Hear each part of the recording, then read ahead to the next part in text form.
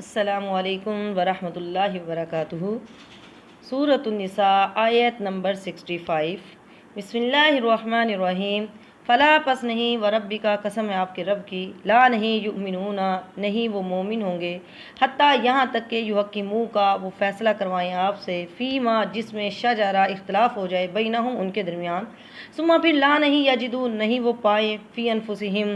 اپنے دلوں میں، حرجن کوئی تنگی، مما اس سے جو قضیتا آپ فیصلہ کرے، ویسلموا اور وہ تسلیم کرے، تسلیماً تسلیم کرنا، خوشی سے اس کو تسلیم کرنے۔ فلا پس نہیں، ربی کا آپ کے رب کی قسم ہے، وہ شخص اس وقت تک مومن نہیں ہو سکتا جب تک کہ اپنے اختلافات میں آپ صلی اللہ علیہ وسلم کے فیصلے کو نہ مان لے۔ ٹھیک ہے، اب اس آیت میں اللہ تبارک و تعالی نے اپنی مقدس ذات کی قسم اٹھا کر فرمایا کہ کوئی شخص ایمان کی حدود میں نہیں آ سکتا، کوئی شخص اس وقت تک مومن نہیں ہو سکتا جب تک کہ وہ تمام کاموں میں اللہ کے آخری نبی رسول اللہ صلی اللہ علیہ وسلم کو اپنا سچا حاکم نہ مان لے، نبی صلی اللہ علیہ وسلم کے ہر حکم، ہر فیصلے، ہر سنت، ہر حدیث کو قابل قبول اور تسلیم نہ کرنے لگ جائے، اپنے جسم کو نبی کے تابع نہ بنا دے، ظاہر باطن چھوٹے بڑے تمام کاموں میں حدیث رسول کو اصل اصول سمجھے، تو وہی مومن ہے۔ فرمایا وہ مومن نہیں ہو سکتا جو اپنے اختلافات میں آپ کے فیصلے کو نہ مانے۔ اس کی شان نزول میں آتا ہے، بخاری میں روایت آتی ہے حضرت زبیر کے بارے میں، ایک انصاری نے حضرت زبیر کے خلاف نبی کریم صلی اللہ علیہ وسلم کی خدمت میں مقدمہ پیش کیا، ہرہ کے برساتی نالے کے بارے میں۔ اس نالے سے وہ اپنے کھجوروں کے درختوں کو سیراب کرتے تھے، اور انصاری نے کہا کہ پانی چھوڑے رکھو، یعنی چلتا رہے، یعنی روکو نہ، ٹھیک ہے نا، یعنی اس کو میری طرف آنے دو۔ زبیر نے اس کا مطالبہ نہیں مانا اور کہا کہ پہلے میری زمین آ رہی ہے، ٹھیک ہے نا، پہلے میری زمین پر آ رہا ہے، مجھے سیراب کرنا ہے، پھر اس کے بعد آگے جائے گا۔ اب دونوں نبی صلی اللہ علیہ وسلم کے پاس مقدمہ لے کر آ گئے۔ آپ صلی اللہ علیہ وسلم نے فرمایا، اے زبیر، پہلے اپنی زمین سیراب کر کے پھر پانی اپنے پڑوسی کے لیے چھوڑ دو۔ یہ سن کر انصاری ناراض ہو گیا اور کہا کہ زبیر آپ کی پھوپھی زاد بھائی ہیں، اس لیے آپ نے یہ فیصلہ کیا ہے۔ آپ صلی اللہ علیہ وسلم کا چہرہ تبدیل ہو گیا۔ آپ صلی اللہ علیہ وسلم نے فرمایا، اے زبیر، اپنی زمین سیراب کر کے پانی روکے رکھو، یہ تمہارا حق ہے، ٹھیک ہے نا، یہ تمہارا حق ہے، کیونکہ پہلے زمین تمہاری آ رہی ہے، پہلے پوری اچھی طرح سیراب کر لو، زمین پانی کو روکے رکھو، پھر بعد میں پانی کو چھوڑ دو۔ تو اس پر یہ آیت نازل ہوئی۔ پہلے آپ صلی اللہ علیہ وسلم نے انصاری کی سفارش کی تھی، جب اس نے آپ صلی اللہ علیہ وسلم کو غصہ دلوایا تو آپ صلی اللہ علیہ وسلم نے سفارش کے بجائے حضرت زبیر کو ان کا پورا حق دلوا دیا، ٹھیک ہے نا، پورا حق دلوا دیا۔ آپ صلی اللہ علیہ وسلم کے آگے تو بولنے کی بھی اجازت نہیں ہے، ٹھیک ہے نا۔ حدیث میں آتا ہے کہ عبداللہ بن رواح سے روایت ہے، وہ کہتے ہیں میں نبی صلی اللہ علیہ وسلم کے ساتھ ایک سفر میں تھا، آپ صلی اللہ علیہ وسلم نے مجھ سے فرمایا، ابن رواح نیچے اترو، سواریوں کو بھگاؤ۔ میں نے کہا اللہ کے رسول، میں تو یہ کام چھوڑ چکا ہوں۔ یہ سن کر حضرت عمر نے کہا، سنو اور اطاعت کرو، جو کہا جا رہا ہے وہ کرو، آگے سے عذر بہانے بنانے کی ضرورت نہیں ہے۔ تو ابن رواح فوراً اونٹنی سے نیچے آ گئے، ٹھیک ہے نا، جو آپ صلی اللہ علیہ وسلم کہہ دیں تو اسے فوراً مان لیا جائے۔ تو اس آیت میں اللہ تعالیٰ نے مومن ہونے کی 3 شرطیں بیان کر دی ہیں۔ اب وہ 3 شرطیں کون سی 3 شرطیں ہیں؟ پہلی شرط یہ ہے کہ کسی بھی جھگڑے کا فیصلہ نبی صلی اللہ علیہ وسلم کے علاوہ کسی اور کے پاس نہ لے جایا جائے، آپ صلی اللہ علیہ وسلم سے فیصلہ کروایا جائے، ٹھیک ہے نا۔ دوسری بات یہ ہے کہ نبی صلی اللہ علیہ وسلم کے فیصلے پر دل میں کسی قسم کی تنگی محسوس نہ کی جائے، لا یجدوا فی انفسہم حرجا، ٹھیک ہے نا، اپنے دلوں میں کوئی تنگی محسوس نہ کرے۔ تیسری یہ ہے کہ صاف اعلان کر کے اس فیصلے کو تسلیم کرتے ہوئے پھر اس پر عمل کیا جائے، وہ یسلموا تسلیما، اس کو تسلیم کر لے، خوشی سے تسلیم کرنا، ٹھیک ہے نا۔ تو اس آیت میں اللہ تعالیٰ نے مومن ہونے کی 3 شرطیں بیان کی ہیں، جس میں یہ 3 شرطیں ہوں گی تو فرمایا وہ مومن ہے۔ کہا، فرمایا وہ مومن نہیں ہو سکتا جو اپنے اختلافات میں آپ کے فیصلے کو نہ مانے، تو وہ شخص مومن ہی نہیں ہے۔ تو ہر حال میں ہم نے آپ صلی اللہ علیہ وسلم کے فیصلے کو ماننا ہے، اگر کوئی نہیں مانتا، انکار کرتا ہے، فرمایا وہ مومن ہی نہیں ہے۔ آگے فرمایا ولو، اور اگر انا یہ کہ ہم کتبنا اگر ہم لکھ دیتے علیہم ان پر ان اقتلوا کہ قتل کرو انفسکم اپنے آپ کو، او اخرجوا یا پھر نکل جاؤ، من دیارکم اپنے گھروں سے، ما نہیں فعلوہ وہ کرتے اس کو، الا مگر قلیلاً تھوڑے، منہم ان میں سے، ولو اور اگر انہم بے شک یہ کہ وہ فعلوا وہ کرے، ما جو یوعظون ان کو نصیحت کی جاتی ہے، بھی اس کی لکانہ البتہ ضرور ہوتا، خیرن بہتر، لہم ان کے لیے، وشد اور زیادہ تثبیتا زیادہ مضبوطی والا ہوتا۔ ولو انا کتبنا علیہم ان اقتلوا انفسکم، ولو اور اگر انا بے شک ہم کتبنا اگر ہم لکھ دیتے علیہم ان پر، کن پر یعنی منافقین پر، ان اقتلوا کہ وہ قتل کرے انفسکم اپنے آپ کو، اپنی جانوں کو قتل کریں، جیسا کہ بنی اسرائیل کے بارے میں ہم نے پڑھا تھا، بنی اسرائیل کو حکم دیا گیا تھا کہ جنہوں نے بچڑے کی پوجا کی تھی ان کو قتل کرو، ٹھیک ہے نا۔ اب اخرجوا من دیارکم یا نکل جاؤ اپنے گھروں سے،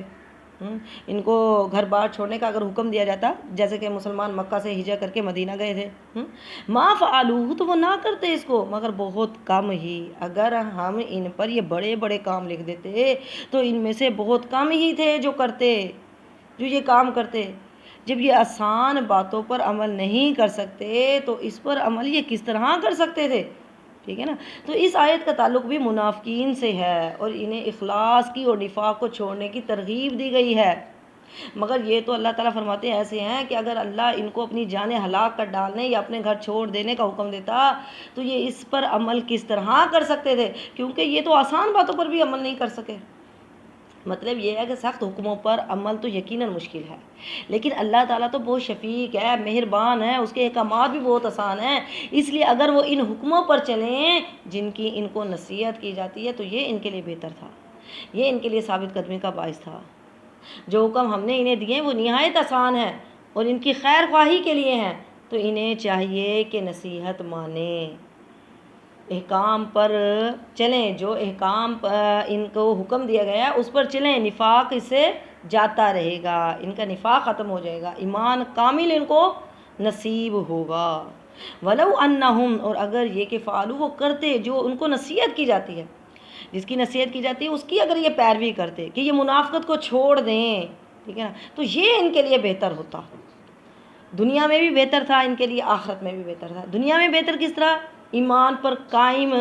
یہ ایمان پر قائم رہتے، عمل صالح پر قائم رہتے، صراط مستقیم پر قائم رہتے، اور آخرت میں یعنی منکر نکیر جب سوال کرنے کے لیے آتے تو وہ بھی آرام سے یہ جواب دے دیتے۔ تو انسان جب اطاعت کرتا ہے، ایمان جو ہوتا ہے وہ اطاعت سے زیادہ ہو جاتا ہے۔ جب انسان نافرمانی کرتا ہے، نہیں مانتا تو اس سے ایمان کم ہوتا ہے، نافرمانی سے ایمان کم ہوتا ہے۔ منافق جو ہوتا ہے وہ شک میں ہوتا ہے، مومن شک میں نہیں ہوتا ہے۔ آپ صلی اللہ علیہ وسلم سے ایک بار پوچھا گیا کہ اسلام کیا ہے، آپ صلی اللہ علیہ وسلم نے فرمایا تم اپنا دل اللہ کے سپرد کر دو، اپنا دل اللہ کے سپرد کر دو، اور یہ کہ تم اپنے چہرے کا رخ اللہ کی طرف کر دو، یعنی پوری طرح اللہ کی طرف متوجہ ہو جاؤ، جو اللہ کہے وہی عمل کرو۔ مومن کی مثال ایک فرمانبردار اونٹ کی طرح ہوتی ہے۔ آپ صلی اللہ علیہ وسلم نے ایک دن واعظ فرمایا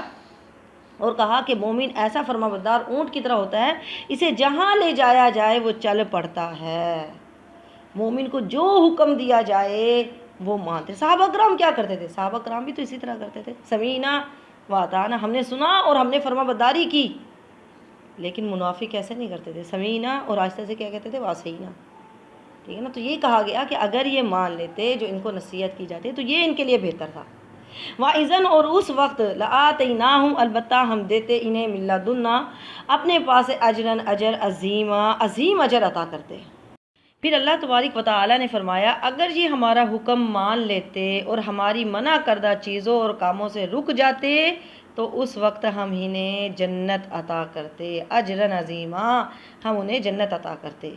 وَلَهَدَيْنَاهُمْ اور ضرور ہدایت دیتے ان کو صراط مستقیما، سیدھے راستے کی ہدایت دیتے، یعنی علم اور ہدایت کے راستے ان کے لیے آسان کر دیتے، ہم انہیں اپنی طرف سے اجر عظیم عطا کرتے، دنیا اور آخرت کی بہتر راہ کی ہم رہنمائی کرتے، ٹھیک ہے نا، علم اور ہدایت کے راستے ان کے لیے آسان کر دیتے۔ آگے فرمایا وَمَن یُطِعِ اللَّهَ اور جو اطاعت کرے اللہ کی، و رسولہ اور رسول کی، فاولائکا تو یہی لوگ ہیں، الذین ان لوگوں کے ساتھ انعم اللہ انعام کیا اللہ تعالیٰ نے، علیہم جن پر، من النبیین نبیوں میں سے، والصدیقین اور صدیقین، والشہداء اور شہداء، والصالحین اور صالحین، وحسن اور کیا ہی اچھے ہیں، اولئک یہ لوگ، رفیقا ساتھی۔ وَمَن يُطِعِ اللَّهَ وَرَسُولَهُ جو اطاعت کرے اللہ اور اس کی رسول کی، فرمایا جو شخص اللہ اور اس کے رسول کی اطاعت کرے گا، اس کے احکام پر عمل کرے گا، منع کردہ کاموں سے باز رہیں گے، تو اسے اللہ تبارک و تعالی عزت کے گھر میں لے جائے گا اور نبیوں کا ساتھی بنائے گا اور صدیقین کا ساتھی بنائے گا جو کہ مرتبے میں نبیوں کے بعد ہیں، پھر شہیدوں کا، پھر تمام مومنین کا جن کو صالح کہا جاتا ہے، اور یہ کیسے پاکیزہ اور بہترین رفیق ہے۔ وَمَن يُطِعِ اللَّهَ وَرَسُولَهُ جو اطاعت کرے اللہ اور اس کے رسول کی، تو ہمیں کیا کرنا چاہیے؟ ہر جگہ ہر موقع پر نبی کی بات ماننی چاہیے، چاہے کوئی بچہ ہے یا بڑا ہے، عورت ہو یا مرد ہو، ٹھیک ہے نا، جوان ہو یا بوڑھا ہو، ہر کوئی اپنی استطاعت کے مطابق اللہ اور اس کے رسول کی بات کو مانتا رہے، ٹھیک ہے نا۔ تو اس آیت میں اللہ اور اس کے رسول کی اطاعت کا صلہ بیان کیا جا رہا ہے، جو اللہ اور اس کے رسول کی اطاعت کرتے ہیں، اور اللہ اور اس کے رسول کی اطاعت سے کامیابی بھی ملتی ہے۔ اللہ تبارک و تعالیٰ نے فرمایا وَمَن يُطِعِ اللَّهَ وَرَسُولَهُ فَقَدْ فَازَ فَوْزًا عَظِيمًا جو عظیم الشان کامیابی چاہتا ہے وہ اللہ اور اس کے رسول کی بات کو مانے، اور اللہ کی رحمت پانے کا بھی یہ ذریعہ ہے۔ اطیعوا اللہ ورسولہ لعلکم ترحمون اللہ اور اس کے رسول کی اطاعت کرو تاکہ تم پر رحم کیا جائے۔ اور اسی طرح اطاعت جو ہے وہ ایمان کی بھی علامت ہے۔ اطیعوا اللہ ورسولہ ان کنتم مؤمنین اطاعت کرو اللہ کی اور اس کے رسول کی اگر تم مومن ہو۔ اور جو اللہ اور اس کے رسول کی اطاعت سے منہ موڑتا ہے، آپ صلی اللہ علیہ وسلم نے فرمایا جو میری سنت سے منہ موڑے وہ مجھ سے نہیں، اور یہ بھی فرمایا کہ جس نے میری سنت پر عمل نہیں کیا وہ مجھ سے نہیں۔ تو وَمَن يُطِعِ اللَّهَ وَرَسُولَهُ جو اللہ اور اس کے رسول کی اطاعت کرتا ہے، تو اس میں اللہ اور اس کے رسول کی اطاعت کا صلہ بتایا جا رہا ہے کہ وہ لوگ انبیاء کے ساتھ ہوں گے، صدیقین کے ساتھ ہوں گے، شہداء کے ساتھ ہوں گے، صالحین کے ساتھ ہوں گے۔ اور صحابہ کرام کو جتنی خوشی یہ فرمان سن کر ہوئی اتنی خوشی کبھی بھی نہیں ہوئی۔ کیوں؟ کیونکہ وہ جنت میں بھی آپ صلی اللہ علیہ وسلم کی رفاقت پسند کرتے تھے۔ اس کے شان نزول میں آتا ہے کہ حضرت عائشہ رضی اللہ تعالی عنہا بیان کرتی ہیں کہ ایک شخص آپ صلی اللہ علیہ وسلم کے پاس آیا اور کہا اے اللہ کے رسول، آپ مجھے میری جان سے زیادہ محبوب ہیں، میرے اہل و عیال سے بھی زیادہ پیارے ہیں، آپ مجھے میرے بیٹے سے بھی زیادہ پیارے ہیں۔ جب میں گھر میں ہوتا ہوں اور آپ مجھے یاد آتے ہیں تو مجھ سے صبر نہیں ہوتا، حتیٰ کہ میں آپ کے پاس آ جاتا ہوں اور آپ کا دیدار کر لیتا ہوں، لیکن جب مجھے اپنی اور آپ کی موت یاد آتی ہے تو میں سوچتا ہوں کہ جب آپ صلی اللہ علیہ وسلم تو جنت میں داخل ہوں گے، تو انبیاء کے ساتھ ہوں گے، بلند مرتبے پر ہوں گے، اور اگر میں بھی جنت میں ہوا، میں بھی جب جنت میں جاؤں گا تو میں آپ کے ساتھ کیسے ملوں گا؟ مجھے اندیشہ ہوا کہ میں آپ کو دیکھ نہیں سکوں گا۔ ابھی آپ صلی اللہ علیہ وسلم نے کوئی جواب نہیں دیا تھا حتیٰ کہ حضرت جبرائیل علیہ السلام یہ آیت لے کر نازل ہوئے وَمَن يُطِعِ اللَّهَ وَرَسُولَهُ فَأُولَٰئِكَ مَعَ الَّذِينَ أَنْعَمَ اللَّهُ جو اللہ اور اس کے رسول کی اطاعت کرے گا تو قیامت کے دن ان لوگوں کے وہ ساتھ ہوں گے جن پر اللہ تعالیٰ نے فضل کیا، یعنی انبیاء کے ساتھ ہوں گے، صدیقین کے ساتھ ہوں گے، شہداء صالحین کے ساتھ ہوں گے، من النبیین جو کہ نبیوں میں سے ہوں گے، یعنی نبی وہ ہوتے ہیں جنہیں اللہ اپنی نبوت اور رسالت کے لیے چنتا ہے۔ صدیقین یہ صدق سے ہے، یعنی جو سچا ہو۔ بعض نے کہا جو کبھی جھوٹ نہ بولے اسے صدیق کہا جاتا ہے، ٹھیک ہے نا، اور بعض نے کہا صدیق وہ ہے کہ صدق کی عادت کی وجہ سے اسے جھوٹ ناممکن ہو، وہ جھوٹ نہ بولے کبھی بھی۔ بعض نے کہا کہ جو اپنے اعتقاد اور قول میں سچا ہو اور اپنے فعل کے ساتھ اپنے صدق کو ثابت کرے، یعنی صدیقین سے مراد وہ شخص جو بہت زیادہ سچا ہو، جیسا کہ حضرت ابوبکر صدیق ہے، جو اندر باہر سے ایک ہو۔ وشہداء یہ شہید کی جمع ہے، اس سے مراد وہ لوگ ہیں جنہوں نے اللہ کے راستے میں جان دی۔ شہید کیوں کہتے ہیں؟ اس لیے کہ اس کے لیے جنت کی گواہی دی گئی ہے۔ وصالحین اور نیک لوگوں کے ساتھ ہوں گے۔ صالح نیک شخص کو کہتے ہیں، اس سے مراد وہ لوگ ہوتے ہیں جو ہر طرح عقیدے اور عمل کے اعتبار سے صالح ہو، نیک ہو، درست رہے، ہر قسم کے فساد سے محفوظ رہے، اعمال میں وہ اللہ اور بندوں دونوں کے حقوق ادا کرنے والے ہوں، ٹھیک ہے نا، تو وہ صالحین کے ساتھ ہوں گے۔ فرمایا جو لوگ اللہ اور اس کے رسول کی اطاعت کرتے ہیں تو ان کا انعام یہ ہے کہ انہیں انبیاء، صدیقین، شہداء، صالحین کا ساتھ نصیب ہوگا۔ حدیث سے معلوم ہوتا ہے کہ صحابہ کرام کو آپ صلی اللہ علیہ وسلم کے ساتھ رہنے کا بہت زیادہ شوق تھا، دنیا میں بھی شوق تھا اور جنت میں تو ساتھ کا شوق ہی بہت زیادہ تھا۔ ربیعہ بن کعب سلمی رضی اللہ تعالی عنہ بیان کرتے ہیں کہ میں نبی کریم صلی اللہ علیہ وسلم کے پاس رات بسر کیا کرتا تھا، آپ صلی اللہ علیہ وسلم کے لیے پانی اور دیگر ضروریات کا اہتمام کر دیا کرتا تھا۔ ایک دن آپ صلی اللہ علیہ وسلم نے فرمایا کچھ مانگ لو، میں نے کہا کہ میں آپ سے جنت میں آپ کے ساتھ کا سوال کرتا ہوں۔ آپ صلی اللہ علیہ وسلم نے فرمایا کوئی اور سوال، میں نے کہا وہ بھی یہی ہے۔ اس پر آپ صلی اللہ علیہ وسلم نے فرمایا پھر سجدوں کی کثرت کے ساتھ اپنے بارے میں میری مدد کرو، زیادہ سے زیادہ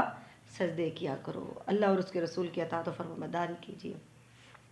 آگے فرمایا وَحَسُنَ أُولَٰئِكَ رَفِیقًا، کیا ہی اچھے لوگ ہیں، یہ کتنے اچھے لوگ ہیں، ان کے ساتھی آپس میں کتنے یہ اچھی ان کی رفاقت ہے، ٹھیک ہے نا۔ اب نیک جو ساتھی ہے، اچھا ساتھی، اچھی دوستی، یہ دنیا میں بھی فائدہ دیتی ہے اور آخرت میں بھی دیتی ہے۔ قیامت والے دن متقین کے علاوہ سب ایک دوسرے کے دشمن ہو جائیں گے، ساری دوستیاں ختم ہو جائیں گی، صرف تقویٰ والی دوستی ہی رہے گی، ٹھیک ہے نا۔ حسن بصری کہتے ہیں کہ نیک دوست اہل و عیال سے بھی زیادہ بہتر ہے، کیوں؟ کیونکہ نیک دوست جو ہوتا ہے وہ آخرت کی یاد دلاتا ہے اور گھر والے یہ دنیا کی یاد دلاتے ہیں، ٹھیک ہے نا۔ اور پھر یہ ہے کہ آپ صلی اللہ علیہ وسلم کی جو آخری دعا تھی وہ بھی یہی تھی۔ حضرت عائشہ رضی اللہ تعالی عنہا کہتی ہیں کہ میں نے نبی صلی اللہ علیہ وسلم کو یہ فرماتے ہوئے سنا کہ جو نبی بھی بیمار ہوتا ہے تو اسے دنیا اور آخرت کا اختیار دیا جاتا ہے، اور آپ کے مرض الموت کے وقت، یعنی جب آپ صلی اللہ علیہ وسلم کی وفات کا وقت تھا، جب آواز آپ کی گلے میں پھنسنے لگی تو آپ صلی اللہ علیہ وسلم فرما رہے تھے مع الذین انعم اللہ علیہم، یہی آیت تلاوت کی، تو میں سمجھ گئی کہ آپ کو بھی اب اختیار دیا گیا ہے اور آپ اب ان کے پاس جانا چاہتے ہیں۔ تو ہمیں یہ بھی دعا مانگنی چاہیے وَتَوَفَّنَا مَعَ الْأَبْرَارِ، کہ اللہ ہمیں نیک لوگوں کے ساتھ موت دینا، ٹھیک ہے نا۔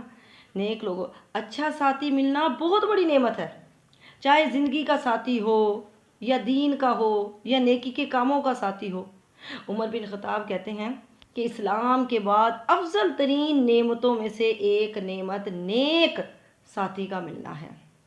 تو ہمیں دعا کرتے رہنا چاہیے کہ اللہ ہمیں نیک لوگوں کے ساتھ موت دینا۔ اگر ہماری موت کے وقت نیک لوگ ہمارے پاس ہوں گے تو ہمیں کلمہ پڑھوائیں گے، قرآن پڑھیں گے، اچھی باتیں کریں گے، ٹھیک ہے نا۔ تب جب وہ یعنی تلاوت کریں گے تو ہمارے زبان سے بھی تلاوتیں نکلیں گی، تو اسی لیے یہ دعا مانگتے رہنا چاہیے۔ رفیق یعنی جس سے نرمی اور خیر خواہی حاصل ہو، جس سے خیر حاصل ہوتی ہے، خیر ملتی ہو، اسے رفیق کہا جاتا ہے۔ تو آگے فرمایا ذالک، یہ فضل ہے من اللہ، اللہ کا، وکفا اور کافی ہے باللہ، اللہ تعالیٰ، علیمن جاننے والا۔ پھر فرمایا یہ خاص اللہ کی عنایت ہے، اس کا فضل ہے، اس کی رحمت سے ہی یہ اس قابل ہوئے ہیں، نہ کہ اپنے اعمال سے، اللہ خوب جاننے والا ہے۔ تو یہ اللہ تعالیٰ کا فضل ہے کہ جس کو نبیین، صدیقین، شہداء، صالحین کا ساتھ نصیب ہو، وکفا باللہ علیما، اور اللہ کو علم ہے کہ کس کو کیا ملنا چاہیے، کس کو کیا انعام ملنا چاہیے۔ اللہ کو پتہ ہے کہ ہمارے دل میں نیک لوگوں کی کتنی محبت ہے، جو ہمارے دلوں میں ہے اسی کے مطابق تو سب کچھ ہوتا ہے، آپ چاہے اوپر جیسے بھی ہوں۔ تو ہمیں اپنے دل صاف کرنے چاہیے، اپنے دلوں کی صفائی کرنی چاہیے، اللہ دلوں کے حال سے خوب واقف ہے۔